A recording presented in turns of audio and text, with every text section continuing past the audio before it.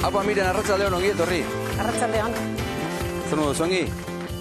Ongi bai. Beno, miren, Beasainen berdintasunean bizi lelopean, hori da leloa, Herrilab 3B izeneko proiektua da beraz, ezta? Berez, baina proiektua hori jarri duzu martxan, nondik dator proiektu hau? Nola sortu zen? Ze Foru Aldundia eta Beasaingo udalaren artean egin duzu elkarlan hori. Bai, hau sortu zen, ja urte batzuk eta badira, Foru Aldundiak 2016-tik ona sustatzen ari garen programa baten barruan kokatzen dugu, etorkizuna eraikiz izeneko programa, eta bertan herri laborategi gisa sortzen da Herrilab 3B Beasain berdintasunean bizi lelopean. Eta zein ziren kezkak edo zer kezkatzen zintuzten hori martxan jartzeko? Horretan, etorkizuna eraikizen programan berez aztertu egin genuena izan ziren Gipuzkoa lurraldean eta etorkizunean dauzkagun desafioak edo erronkak, eta besteak beste berdintasuna, emakumeen eta gizonen arteko berdintasuna hor benetan identifikatu egin zen, eta hortik abiatu ginen, eta berdintasun horretan bai ikusi genuen kontziliazio erantzunkidea bazela funtsesko gai bat jorratu behar genuena. Katalunia erreferente izan duzu, ezta, proiektu honi tira egiteko garaian?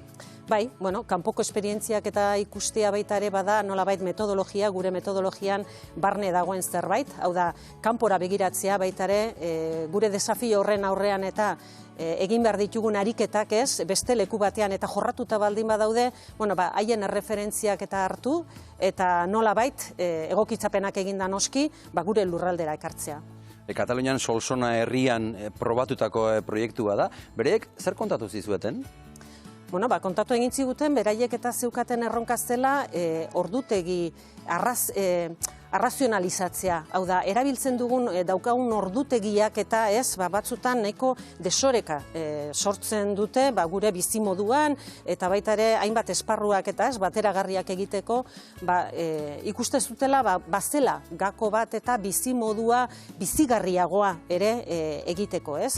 Antzekotasunak ikusi genituen eta gu kontziliazio erantzunkiderako hor ikusi genuen gako bat. Eta, haien erreferentzia hartuta, Amengo, Beasaingo eragileekin hitz egin da, ez? Beraiek baita ere plazaratu egin dute, mahai gainean zenolako ariketa egiteko prest egongo lirateke baita ere dendarien, ez? Kontziliazioaren mesederako izango dena. Eta nola lortzen da kontziliazioa proiektu honetan? Hau da eriketa txiki bat, benetan esperientzia oso sentzilloa da, egingarria da, denboraldi labur batean ere egingo dena, eta izango da nolabait ez ordutegia gutxitzea edo txikitzea, baizik eta konpaktatzea, hau da lehenago ireki eta lehenago ere amaitu lana.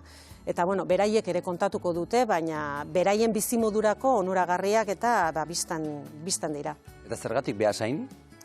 Beasain egia da, lehen aipatutako etorkizuna eraikiz programa horretan gogo eta horretan parte nolabait izan zelako, eta bere prestutasuna erakutsiztulako esaten zuen, gu prest egongo ginateke horrelako esperientzia batean prototipo bat edo lortzeko, baita ere, parte izateko. Eta ez hori bakarrik, baita ere ikusten zanak horrelako esperientzia batean ezaugarri batzuk ere, herriak ezaugarri propio batzuk izan beharko zituen, eta tamainaren ikuspuntutik herri ertaina da, ekonomia ehuna sendoa du, industria sektorea oso errotuta dago, oso herri dinamikoa delako. Eta ezaugarri horiek ikusita eta bere prestutasuna edukita, horrela bitu ginen elkarlanean aritzeko.